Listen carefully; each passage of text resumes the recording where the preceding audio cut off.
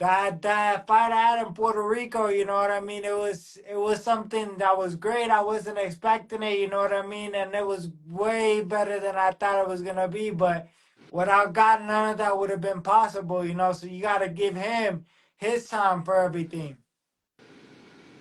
Yeah. That's that's uh, that's something we didn't talk about. I was gonna ask you, what were your thoughts on your performance that night, and what's next? Who do you want next? So I mean, we got a couple of fights in mind. You know what I mean? It's all a process.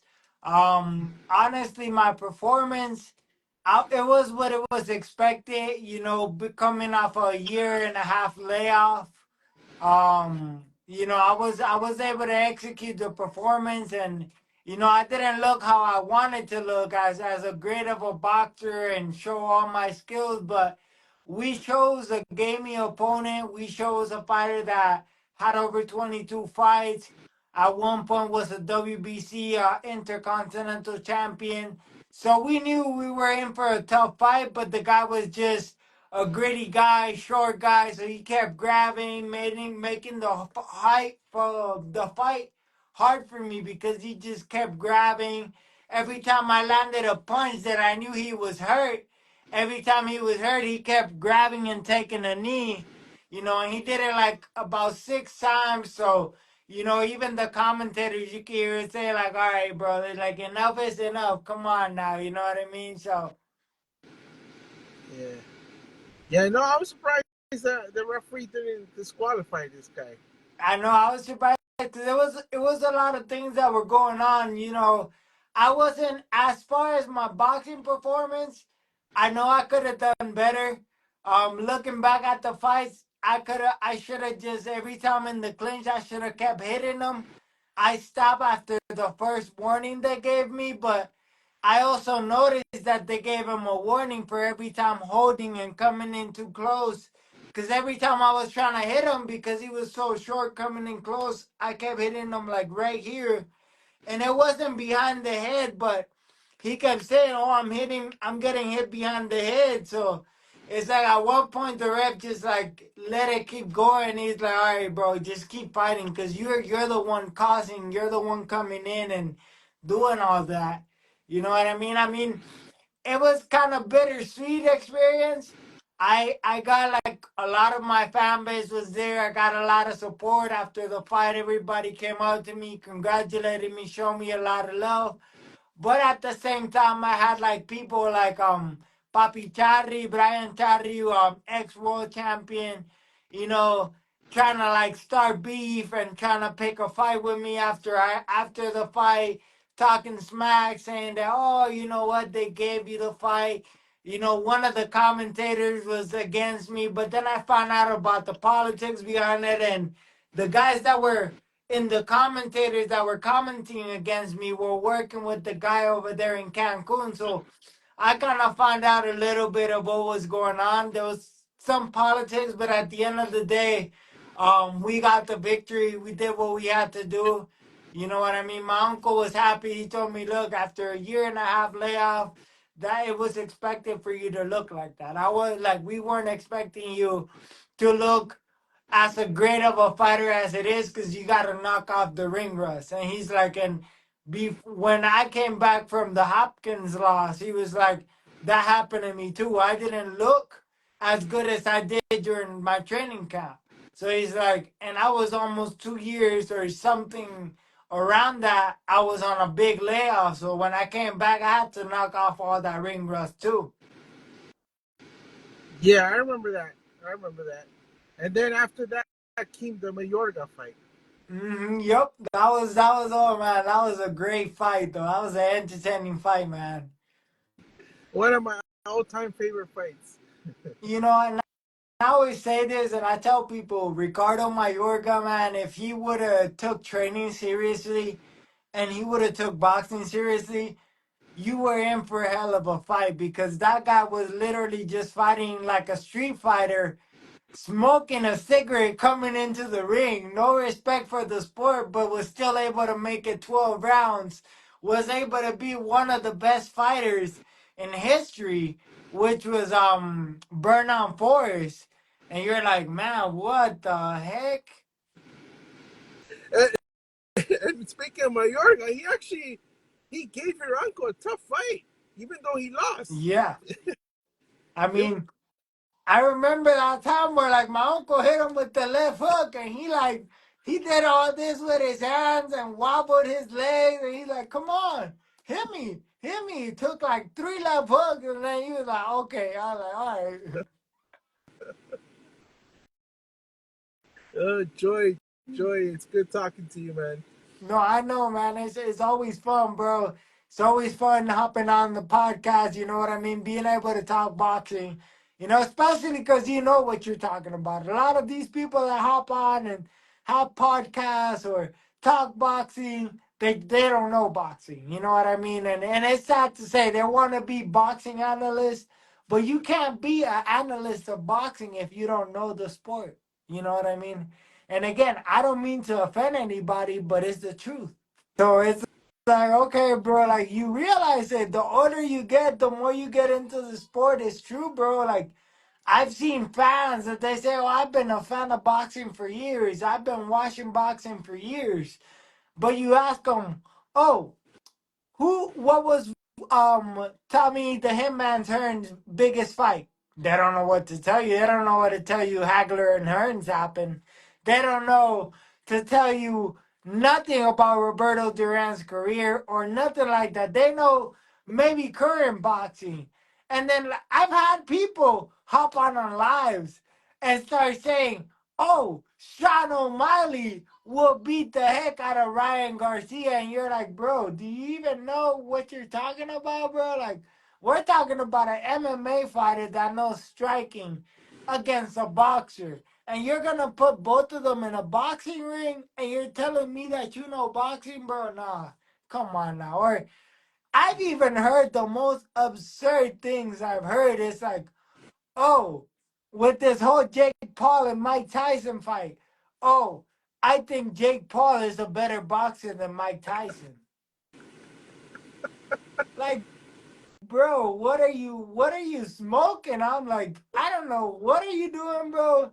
I'm sorry, but I don't do you know your sport? Do you know what you're talking about? You know what I mean? So you hear a little bit about everything, and you're just like, okay, like this guy does know, this guy doesn't. You know what I mean? So Yeah. No, I have some crazy stories. I gotta say, like, I remember one YouTuber. Uh, Someone asked him about Mark Breland. He didn't even know who Mark Breland was. Like, come on, man. man, it's- like I'm saying, bro, it's like it's tough, bro. Like, you know what I mean? Like it's weird. Like I get also get people like, oh, because people think that because my uncle is Felix Trinidad, that I'm always gonna idolize or he was the only boxer that I watch. You know what I mean? I actually a good friend of mine, Kevin Kelly, lost against one of my favorite boxers, and he's a good friend. I know Amber, his daughter.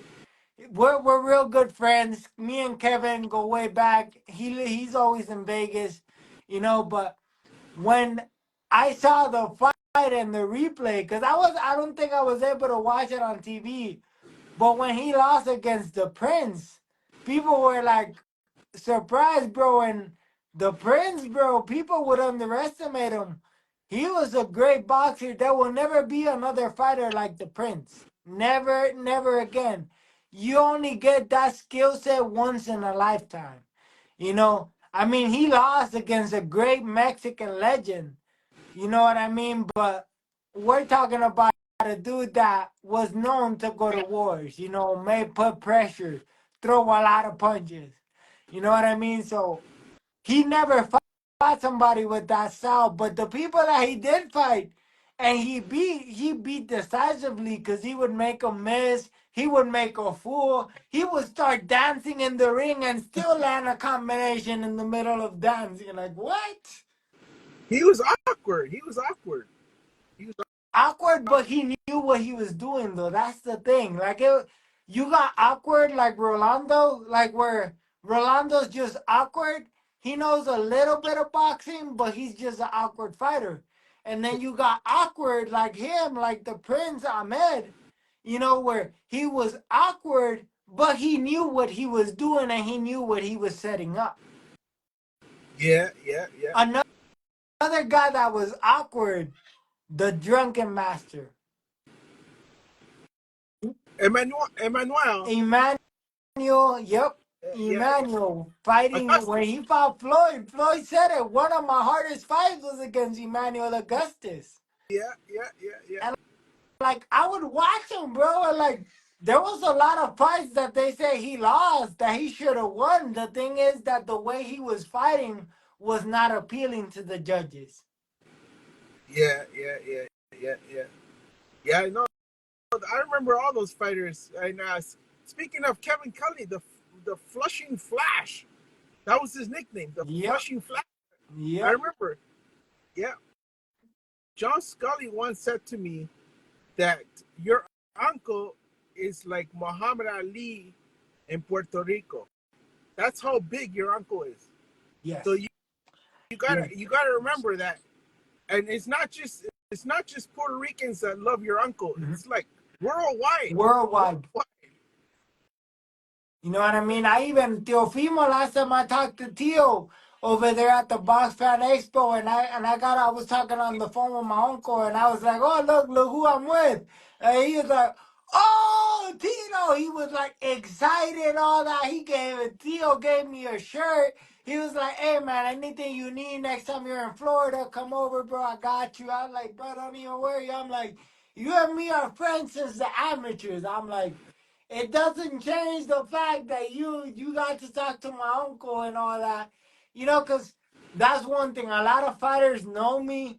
Oh, that's Joey. He's from the amateurs, but not a lot of people know that I was Trinidad's nephew until not too long ago when they started seeing him coming out with me in the fights. Or, I've been talking about it, but they're like, oh, this guy's probably just saying that to make a name for himself. But now that they see him involved in my career, now they're like, oh man, this guy was saying the truth.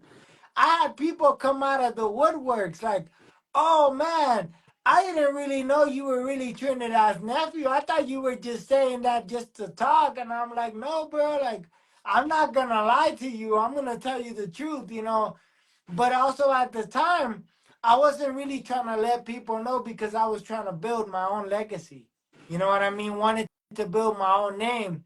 And he was the one that actually started stepping in and he told me, look, he's like, if I can open up doors for you that weren't open to you before with my name, I'm going to do it because you're my nephew. I want you to be great like me. You know what I mean? So having that type of backing, that type of support, not just from him, but from another legend like Ivan Calderon in my corner, bro, it's huge. You know what I mean? Having two Hall of Famers in your corner in a boxing match is like, okay, like you've never seen that before. You know what I mean? And it's pretty good. It's an amazing thing. It's a blessing. That's why I'm extremely grateful to God. Again, touching the point. That's why I've been focusing a lot on God and not too much on my social media and nothing like that because I got to give him glory. I wasn't expecting none of the things that happened. I didn't expect my first fight when I coming back from a loss to be in Puerto Rico in front of my people, in front of my uncle, and having two world champions in my corner. You know what I mean? Not just that, but having one of the best prospects in boxing and my coach, Coach Lightning, Chris Lopez, helped me out a lot, got me ready for that fight. So it was big having that. Yeah, yeah, no. I see what you're saying. But that shows what you just said about your uncle and Ivan Calderon. That shows the class, like what type of guys they are, like they're trying to help you and they're trying to like, do everything possible to like, teach you everything, so you can become great like they were, you know. And that's one thing, like a lot of fighters wish they had that type of mentorship or they wish they had those things, and it's not like, oh, like, I take this for granted. I'm actually really grateful because it's something that it doesn't happen to just anybody, and I understand that. That's why I give all glory and all praise to God, because He's allowed me to be in the position that I'm in. Without Him, I wouldn't be here. Out of millions of families I could have been born in, I was born into a family where my uncle was a world champion. You know what I mean? I've been around the world with some of the best fighters, been able to share the ring with legends like Jorge Linares and Jordanis Ugas and a lot of different boxing world champions, Tank Davis, Rolando Romero, Devin Haney, a lot of different names. And, the life and the legacy, everything is lining up to the purpose that God has me. I'm gonna be a world champ. When it's not on my time, it's on God's timing. All I gotta do is keep working, focus on it, you know what I mean? And having people like you, man, that allow not just me, but other fighters to come on their platform and talk about their lives, talk about their boxing experience, the boxing journey. You know, it's big because it gives a lot of fighters that aren't known by the public, it gives them a platform for them to present themselves, for them to be able to talk, for them to be able to give themselves to be known. You know what I mean? So it's pretty big. That's why I tell people we gotta focus a lot more too on the amateur fighters, because people like that are 35, 30s, those fighters are on their way out. But what about the next generation of fighters? What about giving those kids, those amateur fighters, a platform? What about motivating them so that they can become great like we are? You know what I mean? And I'm not a great, I say we are because I'm going to be great. I'm speaking it into existence. Yeah, I'm not comparing myself to none of the greats, but I know I'm going to get there. You know what I mean? But that's what I mean. We need to give these kids those platforms too to be able to put their names out there. One thing, Joy, is ever since I covered boxing, like from day one, I've always done it for the love of the sport and not for the money. Mm-hmm. So I've interviewed a lot of fighters, and it hasn't just been like uh, legends or former champions, or it's been all types of fighters, and you know there's been a few fighters that have said to me, "There's not too many guys like you. Most of the guys in the media, they only want to interview the champions. That's all they want. They don't care about nobody else.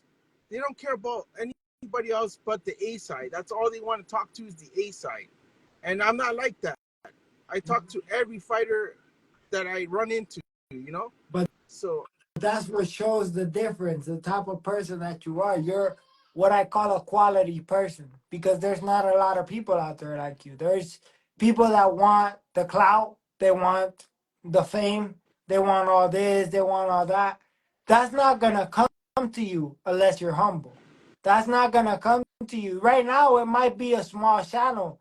Who knows in the next 2 years? Who knows if we see you interviewing fighters right there at the weigh-ins? Who knows too? You might be at one of my weigh-ins, and I see you holding the mic, asking the questions. You know what I mean? So that's what people need to understand. Everything has a small beginning. Like when I started boxing, a lot of people didn't believe in me. It was hard for me to believe in myself sometimes. There was times where I doubted my own skills, where I doubted where I was gonna go. I didn't see when I was 6 years old, when I started in this journey of boxing. I didn't see myself going all over the world, going meeting all types of different champions. I didn't see myself fighting and fighting in big platforms and being able to fight in front of crowds of people, being known, or going out and people taking pictures that, oh, you're that boxer dude, hey, can I take a picture or can you sign this autograph? I used to see it from my uncle, and I'm like, man, I want that. That's what I want. I want to be like him. But I never really saw it with my eyes. I believed it, but I didn't really see it with my own eyes. And to be able to see it play out, it just gives you hope and it lets you know, if God brought me this far, he's going to take me even further. You know what I mean? It's just like you.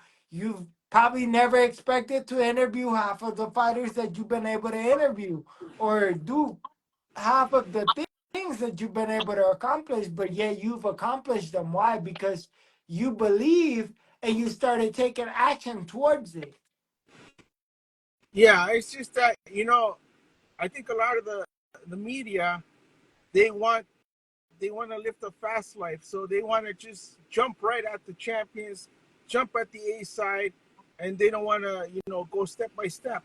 Uh, like I said, I've been doing this for a long time, and I've interviewed like a lot of great fighters, like uh, that I never ever expected to come face to face with, and even though, like I said, even though I don't make a lot of money, I'm just so happy to be talking to all of you guys. And this is one thing. Look, my uncle, one thing, and I always say my uncle because he does have a lot of knowledge, a lot of wisdom, man. Like he serves God now too, and God get like there's a lot of heavenly given wisdom and a lot of advice, not just from boxing, but in life in general that he gives me. And one of the things he told me, he's like, look, Joey, he's like, you can focus on building a fan base. You can focus on getting your Instagram, your Facebook, all of that blown up, and everybody can know you like that on social media. But when it comes time to fight, are you going to be able to back up everything that you've been making yourself look in your Instagram, in your Facebook? He's like, you got to train. You got to focus on your training. You got to focus on getting ready for your fight. Don't worry about the opponent. Whatever opponent they pick or whoever they put, that's who you're going to fight. He's like, as long as you know you did your job right in the training camp, you did what you had to do. You know, you did what you had to do. You're going to look great. The fame, the fortune, the people, everything's gonna come right after that. He's like, but don't put your focus on those things first because that's gonna come if you focus on the main thing, which is being able to perform the way that you need to perform and the way that your coach is asking you to perform. Yeah, yeah, yeah. Media, like the social media, can mess up a fighter. Like, so when you're in training camp, you got to be 100% focused. Because I think a lot of young fighters right now are making that mistake on social media, hanging out too much with social media. I mean, that's what's happening. Look, you know, people are getting inside the cloud. You know what Jake Paul is doing is great for boxing, but he also developed that social media disease for the fighters because ever since people saw, oh man, this guy made millions of dollars in boxing, he's never been an actual boxer, never fought an actual boxer, yet he's making millions, is because of the following. Now people and other fighters that were good at one point or good or fighters that were in the right path deviated because now they're focusing more on the clout, more on the media. You know, now you see like all these fighters pushing, talking smack about each other, trying to generate a lot more media and this and that. Fights never happen. Or they also combine that disease, the social media disease, with the Floyd disease, the wanting to be undefeated, wanting to be.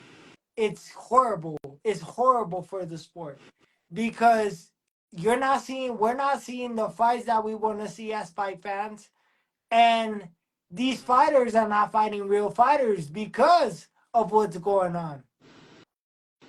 Yeah, yeah. That's the problem. Like, a lot of these young fighters right now, they talk too much on social media, but then, like you said, some of these fights don't end up happening. So it just makes them look bad because they're talking too much. So just focus. They should focus on like their task, on their training camp, or see what their manager, what the promoter says. Before they even go on social media. Because if they're gonna go on social media and say, "Yeah, I want to fight this guy. I'm gonna fight this guy," Mhm. and then that fight doesn't happen, then everyone thinks that they're afraid, and maybe they're not afraid. Maybe they're not, Yeah. but the point is they already said something on social media. Look, in your opinion, okay, do a comparison. Give me the pros and cons of fighters now compared to fighters back in the early 1980s all the way to the early 2000s. Well, the Give me fighters, your honest opinion in comparison. uh, I just think, that the fighters from the past, uh, I think they had a different mindset. I think mentally they were stronger than a lot of these young fighters right now. I think honestly that's what it is. Like, right now I've seen some guys at the press conference breaking down at some of the stuff that's been said. But like you said earlier on with Mayorga used to talk some crazy stuff, and it is what it is. I mean, the fight was going to happen no matter what. Mhm. Nobody said anything. Nobody was sensitive at that time. Yep. Now it's like, a lot of young fighters are like, oh, I don't want this guy to say this. I don't want this guy to do that. Oh, this guy said this on social media about me. It's like, aren't you a fighter? Aren't you supposed to be mentally strong? Hmm. Because it's not just physically. Boxing is not just physical. Boxing is Mental. more mental than physical, right? Yep. In my opinion, the way I look at it is you look at the boxer's skills, okay? You got a better skill set nowadays. Skill set. But where's the discipline and where's the hard work ethic? Ha- Marvin Hagler, you listen to his training regimen. You listen to Hearns. Hearns is freaking training regimen. You listen to George Foreman. George Foreman used to hit the bag not by rounds, hours straight. 2, 3 hours straight. He said until his arms felt like they were gonna fall off. That's how he hit the bag.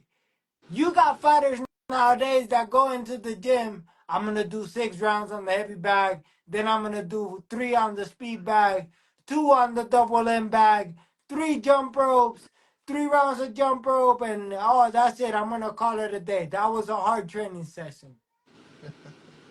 Come on, bro. Like you working out like an amateur, and you're a professional elite level fighter. You know what I mean? It's like, okay, you know what I mean? It doesn't make no sense. Now they want to have physical strength and conditioning trainers. Now they want to have nutritionists. They want to have all this. Back in the day, they didn't. That's why it was called the poor man's sport because you could literally be homeless but work so hard and focus so much in the gym, then go into a fight, win 3, 4 fights, become a world champion, your life just changed from going from being dead broke to being one of the richest men in the world. Yeah. We Boxing has lost that. Boxing cannot be called the poor man's sport anymore. Why? Because now you need money. You need backers. You need a good promoter that has a good amount of money for you to make a name. You even need to invest into a good boxing equipment, good boxing gym. You need to invest in so many things and use so much of your own money to even get a shot. There's fighters that are paying to go fight in Mexico because they're not even getting the opportunity to fight in any of the promoter shows or anything like that. So it's kind of sad the way the sport has gone from being one of the most um opportunistic I don't know how to say it in English, uno de los deportes más oportunistas que había hacer un deporte que ahora necesita dinero para sobresalir. You know, someone said to me the other day, Devin Haney he doesn't even need to fight. He's rich. He has money, right? Is that right? It's is that was building his career in Mexico. There was a fight that he lost to Mexico that people say, oh, it didn't go on his record. Bill pay for that fight to come off his record, you know. But before that, Bill, Marshall Lenser, there's a couple of people I can name to you that I know personally. That I know Devin wasn't that broke. Devin had money because his dad had money. But guess what? Devin decided to become a fighter because that's what he wanted to do. And I don't respect him. I mean, I don't lose no respect for him for that. I just don't respect the fact that they've used money to basically build his career and do everything through his career instead of grinding it out like Floyd Mayweather. Floyd Mayweather didn't start off rich. Floyd Mayweather, he got to where he got to, but listen to all the stories that his dad and his uncle were going through back when they were in Michigan. How they used to sell drugs, what Floyd was fighting. You know, people look at Floyd and they want to look at Money Mayweather, but they don't want to look at Floyd Mayweather, the story of Floyd Mayweather when he was coming up. There's a difference. They try to build Devin Haney into being like a future Floyd Mayweather. The difference is, bro, you cannot be a Money Mayweather if you don't go through the broke stage. You can't even be a world champion if you don't go through a struggle.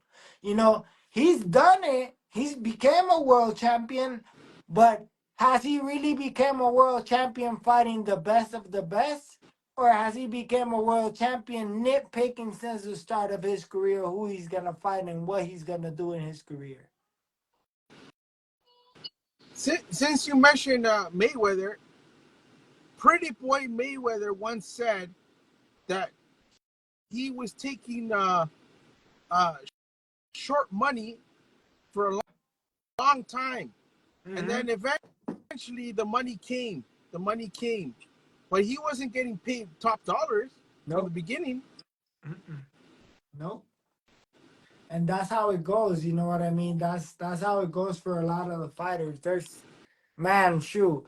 At one point in my career, there was a point where I was fighting. I wasn't getting paid for my fights. I was just getting in there and I was fighting just for the opportunity of having a professional fight. I did like, you know what I mean? You gotta go through the struggle. You gotta realize I gotta do this, I gotta do that, you know, I gotta go through these hoops, I gotta go through the struggle in order to get to the promised land, in order to make this money. You know, a lot of these fighters, man, like a lot of these fighters, I admire their stories. Like Caleb Plant, you know, did it for his daughter. You know, Wilder, same thing. His daughter was sick, retired. He moved out of professional, semi-pro football, I think it was, into boxing. You know, you have fighters like Luis King Kong Ortiz, same thing. He was going through a struggle. He was in Cuba. He had the skill, had the ability, but he was in Cuba stuck. He decided to get out of there because his family needed the money, the finances. Those fighters, those stories, those are the stories that inspire us, fighters, real fighters, to go through what we have to go through. Shoot, man, even Fernando Vargas, he's told me his story, man, and it's inspiring what they have to go through in order to get to where they have to get to.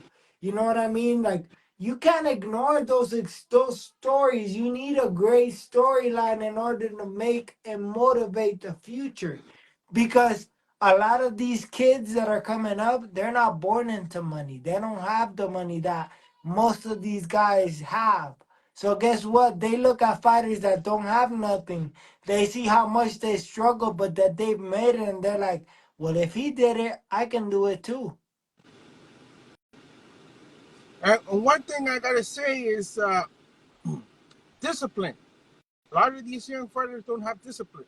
And Yes. and and speaking of your uncle, I spoke to his dad one time in New York, and he said that your uncle was disciplined. That he took him off the street. He took him to the gym, and he said to your uncle, you're gonna go to the boxing gym 24/7. I don't want you hanging out with no bad boys, and I don't want you to get in trouble. So discipline is a big thing. Yes. Yes. And a lot of these young fighters right now, I don't want to mention names, but I've seen a lot of these young fighters. They're drinking, smoking, hanging out. Like, come on. Dude, I'll mention the name if you want. I'll mention Ryan Garcia. Perfect example, bro. Perfect example. Not trying to talk bad on him, bro, but what gets me mad is that he calls himself a Christian, calls himself a believer, but yeah, you're doing all these. We're not all perfect, bro. I've made mistakes, but the difference is I don't try to portray that and show kids and give them that example. Oh, you know what? It's okay to smoke. It's okay to do this. No, it's okay. You know what? You're going to church, you're training, you're focused on your boxing career, this and that. Yeah, that's fine. Oh, somebody came, one of your old friends came around and you accidentally out of nowhere you started smoking with them, that's fine in private without nobody seeing, nobody knowing. That's fine. You did it, you made the mistake. Go take it up to God. Go talk to him. God's gonna forgive you and God's gonna help you walk straight, or you can focus yourself and you know what, let me refocus. That was a mistake. I shouldn't have done that. That was my mistake. Let me refocus and focus back on my career. Not, oh, okay. Well, I mess up, and if I mess up, you know what? I'm gonna let everybody know that I can do whatever I want to do, and I can say I'm this and I'm that. No, bro. Like you're giving us a bad name, and when I say us, Christians, not just fighters, because he's also giving a lot of the fighters a bad rep. But as a Christian, you're giving us a bad rep because these guys are just like the next guy. You know what I mean? Oh, they're not really making any difference. They're not really. They're the same as we are. So why am I gonna follow and why am I gonna listen to somebody that is doing the same thing I'm doing? Exactly.